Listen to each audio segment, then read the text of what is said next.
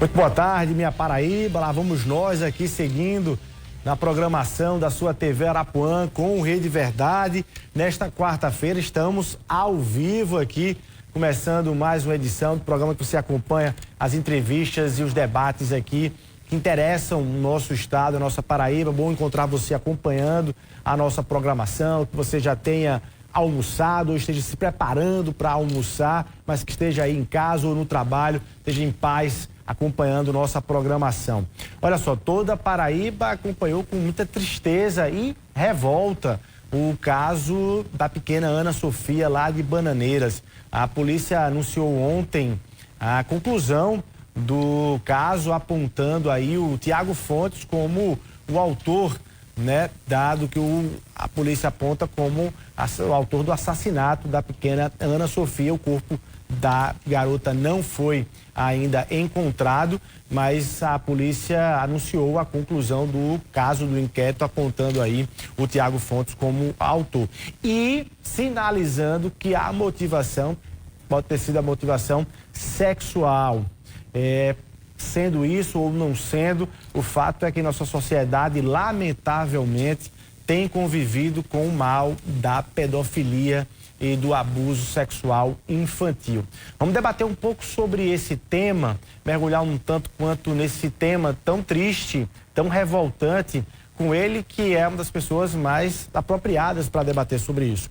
Eu estou falando do nosso convidado de hoje, mestre em psicologia, Dr. Fabiano Moura de Moura, nosso convidado, ele que já foi por mais de uma década juiz da infância e da adolescência, já foi promotor de justiça e tem toda ali uma trajetória, uma vivência e aí como psicólogo também em relação a esses casos. Doutor Fabiano, muito boa tarde, obrigado pela sua presença nessa quarta-feira aqui de feriado, aqui no Rede Verdade. Boa tarde, Luiz, boa tarde a todos os nossos amigos que nos assistem, né, nesse momento. Poder dizer alguma coisa a respeito do momento em que estamos vivendo, né, Luiz? Desde já, dizendo o seguinte, eu não conheço o processo há muito tempo, estou fora da área jurídica, né, há mais de 10 anos, fui por quase uma década juiz da infância e da juventude, fui promotor de justiça, né, conheço um pouco, né, dessa realidade, mas sem conhecer os autos é difícil dizer qualquer coisa, por isso mesmo vamos falar em tese, né, eu não conheço a situação.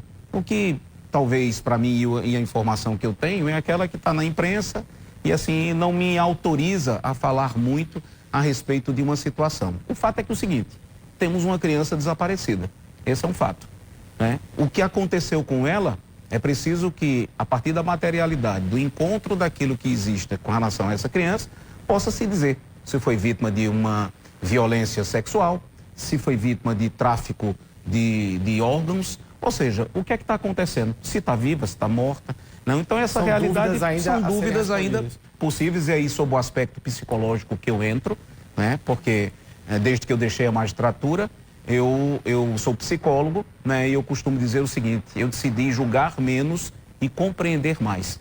Aí nesse sentido, compreender mais a dor de uma família que quer uma resolução para a situação. Existe um luto em aberto.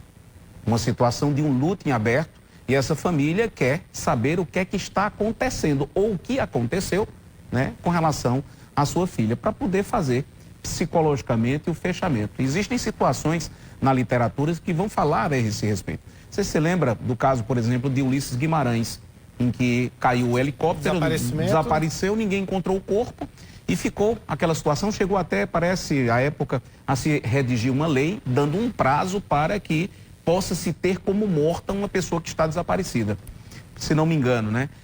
Então, situações como essa... Essa ferida é mais difícil de fechar. É mais difícil, nós estamos falando a respeito de um luto, né? Que precisa ser trabalhado, que precisa ser... A pessoa precisa ter uma resolução. Me lembro, por exemplo, de um acidente que houve numa plataforma da Petrobras, em que os corpos também desapareceram, e aí a psicóloga imaginou, pegou um avião com os familiares e jogou flores sobre o lugar, né, ali onde tinha acontecido a situação do desastre da plataforma, como forma simbólica de fazer o fechamento, o encerramento. Essa realidade é preciso ser vivida. Portanto, primeiro, a justiça, e aí eu creio muito no sistema de justiça, polícia, Ministério Público, sistema do Poder Judiciário, né, na busca, na elucidação de situações como essa. Mas, falando naquilo que hoje eu falo com propriedade, é olhar para o coração desses pais que precisam de respostas a esse respeito. Imagina você que está em casa, de repente sua filha sumiu e você quer saber o paradeiro, o que é que acontece. É o mínimo de dignidade que podemos dar para uma família, né? Casos de crimes não resolvidos, de desaparecimento, são impressionante o número de casos de desaparecimento. A gente tem conhecimento dos mais famosos, mas os números são assustadores. Essa situação para a família é uma das mais difíceis de contornar, porque uma coisa é talvez você assumir um luto, uma perda e trabalhar essa perda. Sim. E outra é viver sempre na expectativa. Ela está num limbo ali, né? Não sabe se pode se dar por encerrado a situação. Então você não troca a vida, né? Não, você fica amarrado a essa eu poderia dizer que simbolicamente se morre junto, né? Você está numa vida desesperada à procura de quem pode estar viva. Quem pode dizer que não está? Eu não sei. E nenhum outro, talvez, gancho chame para uma esperança de sorrir de novo. Não, a única esperança que pode acontecer é o seguinte, a busca, né, e a elucidação que virá quando dizer assim, olha, a criança de fato morreu com prova material da morte dessa criança. Né? A gente trabalha um luto a partir daí. Aí, a partir daí, né, vamos celebrar o luto. Enquanto isso, a esperança estará viva. E ninguém venha dizer para uma pessoa, olha, seu filho, sua filha morreu, se você não tem uma prova cabal com relação a isso. Se você não tem a prova material testificando essa realidade, né? E aí, mas eu quero dizer, viu, Luiz, mais uma vez aqui, acreditar nas instituições, no sistema de justiça, e a solidariedade primeiro, porque meu olhar se volta para o coração desses pais, desses familiares, né, desses amigos que estão sofrendo com isso. E quem dera, né, possa ainda estar viva, enfim, eu não estou dizendo que ela está viva em absoluto, mas eu estou dizendo que, torcendo para que possamos estar enganados e que ela esteja viva. Quando eu era juiz da infância, a gente tinha dados alarmantes, por exemplo, com relação a tráfico de crianças. Isso, muito alarmante.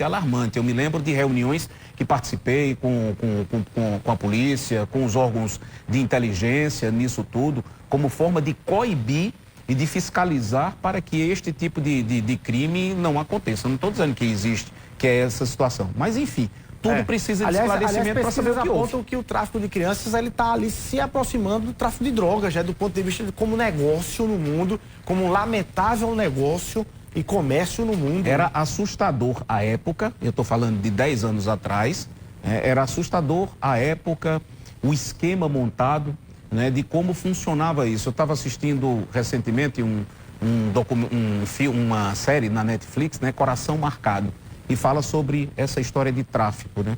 E vendo como é estruturado, como é equipado com relação a isso. Mas voltando para deixar bem claro aqui, né? Não estou dizendo que existem absolutamente nada a ver, até porque estamos sobre isso. Não tem nada a ver com Sofia. Independentemente desse caso da pequena Sofia, como eu disse no começo aqui da nossa conversa, a pedofilia, o abuso sexual infantil é um mal que está muito presente, lamentavelmente, na nossa sociedade, né, doutor Fabiano? Que história é essa? Que desvio é esse? Que transtorno? Que doença é essa chamada pedofilia? Né? É um transtorno, né, classificado como uma parafilia, né, em que as pessoas, para satisfazerem as suas fantasias eróticas, a sua lasciva, vai cometer o absurdo, né, desumano, né, de você causar um mal a uma criança desprotegida. E o que transforma um pedófilo, doutor Fabiano? Assim, é algo da infância? Qual é o... Claro, estudos no geral, né? Tá. Estudos mostram vários fatores, né? Você vai desde um desequilíbrio psíquico mesmo, dentro de uma realidade também hormonal, mas principalmente uma interferência... Sem trauma algum externo. Mas muito com traumas externos. Então você tem fatores endógenos, né, de realidade hormonal ou mesmo de desequilíbrio psíquico, e você tem uma realidade social, né? Traumas vividos, situações de violência vivida, e aí vem a chamada transgeracionalidade. Você fala sobre isso. O que é isso? O que é a repetição de certos abusos. Então, por exemplo, uma vítima que sai do lugar de vítima de abuso para ser abusador. Mas isso não romantiza, porque a gente não pode esquecer que isso é crime. Não dá para justificar, dizer, não, olha, eu fui abusado e agora sou pedófilo. Exatamente, né? Você veja, é preciso se ter 3 atuações. O primeiro é a prevenção. E aqui os cuidados dos pais com relação... Eu queria saber sobre isso, é uma pergunta específica. O cuidado dos pais com relação ao que está acontecendo, né? A recuperação tanto do trauma da criança vivida nessa realidade, como também o acompanhamento psicológico, psiquiátrico, né? Necessário, conforme o caso, para aqueles que estão praticando isso. E a repressão, que não pode ser esquecida, que é justamente a ação de contenção a partir do sistema de justiça para que aqueles que são responsáveis pelo crime de pedofilia sejam punidos. Existe alguma associação com estímulos dados na infância do ponto de vista de antecipar a sexualidade? As nossas crianças, de certa forma, estão ali expostas a um conteúdo. É difícil da gente colocá-las numa bolha, então elas estão aqui na internet, elas estão com vídeo, elas estão com as dancinhas eróticas, essa exposição de alguma forma afeta ou não tem associação? Afeta. Gera outros problemas, mas não esse. Afeta demais. Antes de ontem eu publicava no meu Instagram a respeito de algo muito fundamental. Nós estamos tornando comum o que é absurdo. E como eu dizia, né, eu citando Santo Agostinho, eu dizia que ninguém tropeça em montanha, mas tropeça em pequenas pedras. O que é que isso significa, Luiz? Significa o seguinte, que a gente está tomando como comum, como normal, o que é absurdo. É só um filme, é só uma série, é só uma dancinha para a gente rir. Olha aí. E aquilo vai se incorporando num padrão de comportamento em que você já não sabe mais separar o que é, de fato, nocivo e o que não é nocivo. Tudo ficou normal demais. Então, num mundo hipersexualizado, em que tem um estímulo constante a uma realidade sexual, termina provocando situações de descuidos ou mesmo de incentivo, de estímulo, sem saber que aquilo ali é profundamente nocivo e causa situações absurdas. O que é que a gente tem que fazer? Né? Cuidado, né? Cuidado, né? Atenção principal. Eu vou colocar aqui o que, né? Não vou inventar a roda. O que a gente fala sempre, diálogo, tempo de qualidade com os filhos, que hoje, por exemplo, parece ser tão distante. E tem se preocupado cada vez mais, né? Uns dizem, os conservadores estão lá.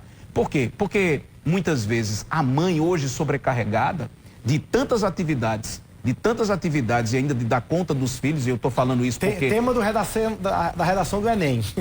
É uma realidade hoje muito ocorrente todas as semanas, Luiz, no meu consultório de psicologia.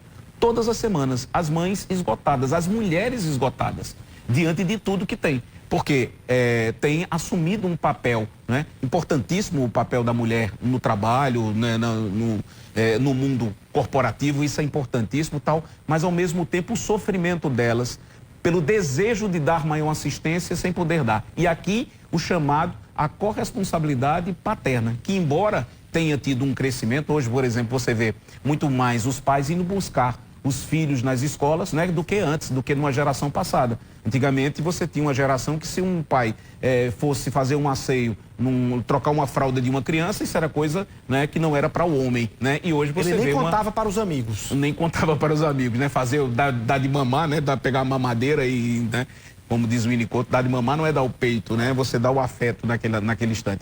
Pois bem, então, hoje, o que é que nós temos feito? E as mulheres geram esse remorso, essa culpa, inclusive. Essa culpa grande, culpa, né? Mãe é a fábrica de culpa, né? Mãe, por quanto mais faz, mais se sente culpada. Mas a realidade é o seguinte, a qualidade, o tempo de qualidade que nós estamos dedicando aos nossos filhos.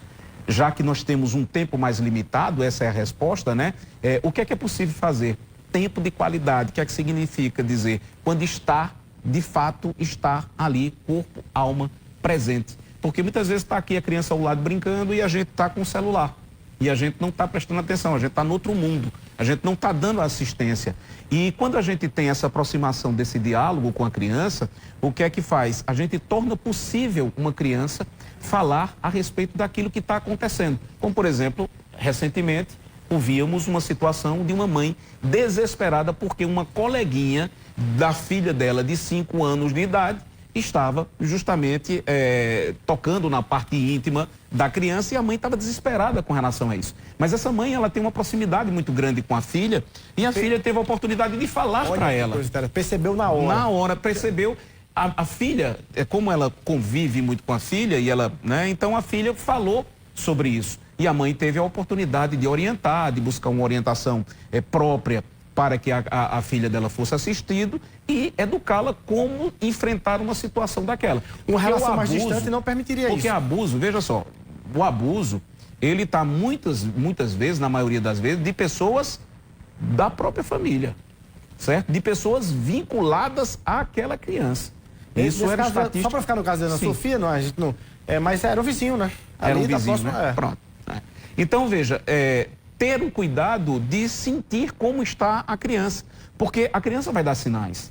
A criança dá sinais a respeito com relação ao humor dela, à irritação, ao medo, tá? Então, o terror noturno, né? Por exemplo, ela vai ter dificuldade em dormir, a alimentação pode alterar. Tudo isso deve chamar a atenção para que o pai e a mãe, não de uma forma assustando, mas de uma forma em que torne o ambiente seguro para a criança falar, para que ela possa dizer o que é que ela está vivendo ali. Olha, dica perfeita aí para a gente poder, porque num momento como esse, dá logo qualquer sensação de desespero de você achar que seu filho, sua filha passou por isso. Né? Escandalizar pode fazer com que a filha, né, tenha, o filho ou a filha tenha uma situação de terror tão grande que ela se desestabiliza emocionalmente. E aí ninguém sabe qual vai ser a consequência disso depois da conversa ou mesmo perante a mãe, se ela vai conseguir falar. Quando eu era juiz da infância, Luiz, eu criei um projeto que foi reconhecido pelo CNJ, que era Justiça para Te Ouvir. Era um ônibus, quando uma criança era vítima de um abuso, quem ouvia não era o juiz. Quem ouvia era um especialista, nem ela ficava de frente com aquela pessoa, com o pedófilo, né? Ela ficava, o ônibus ele tinha 3 salas, então o acusado ficava numa outra sala e a criança sendo ouvida, é o depoimento chamado depoimento sem dano, ouvida por um especialista, que ia perguntar e fazer uma questão sem induzir, mas que a criança se sentisse num ambiente seguro, onde ela pudesse contar tudo. Isso deu um crescimento para a punição do pedófilo em quase 100%. E havia uma realidade de menor que 20% de condenação. Sem revitimizar a criança, como a gente chama. Porque o fato dela falar... Ela tem que relembrar. Ela vai relembrar, Então, é um modo apropriado, né? Para que as pessoas, para que um especialista pudesse perguntar... Ela se sinta mais confortável. E ela pudesse falar sobre aquilo sem traumatizar, retraumatizar. Agora, por falar exatamente em traumatizar alguém, uma criança que sofreu um abuso... E essa criança vira adulta, né? E aí conviver com isso, assim, o que é que... Existem os caminhos de cura e libertação para isso? Veja só. Na sua leitura, assim, olha, Torres, geralmente essas marcas são extremamente indeléveis e... Luiz, eu sou psicólogo e como psicólogo eu acredito naquilo que pode ser transformado na vida de uma pessoa.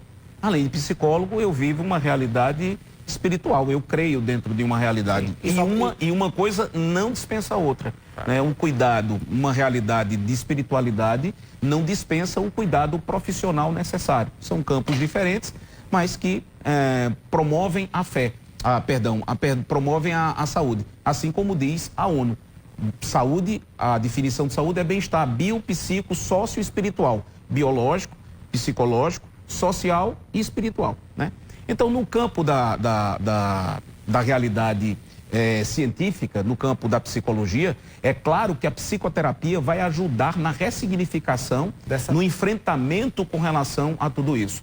Por exemplo, a terapia do esquema, né, a mais moderna, a terceira onda do que a terapia cognitivo comportamental, ela vai falar a respeito da reparentalização.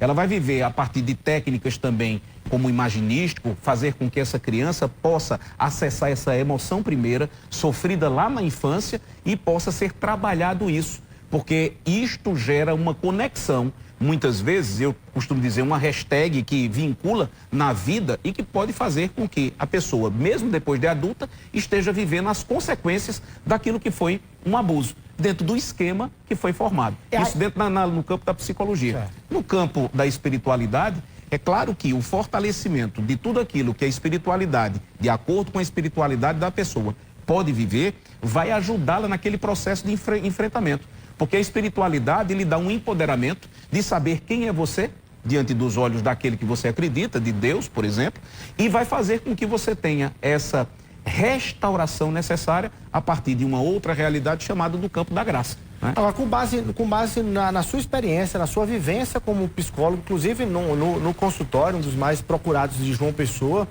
e também com base nos estudos, em pesquisas e tudo, você acredita que essa marca do abuso sexual na infância, ela é uma das mais difíceis para ser superada? Assim, é mais difícil do que uma criação Meu irmão, depressiva, Freud chega a dizer, mais difícil do que... Sem dúvida, Freud chega a dizer que um abuso de uma criança é mais devastador do que um efeito de uma guerra.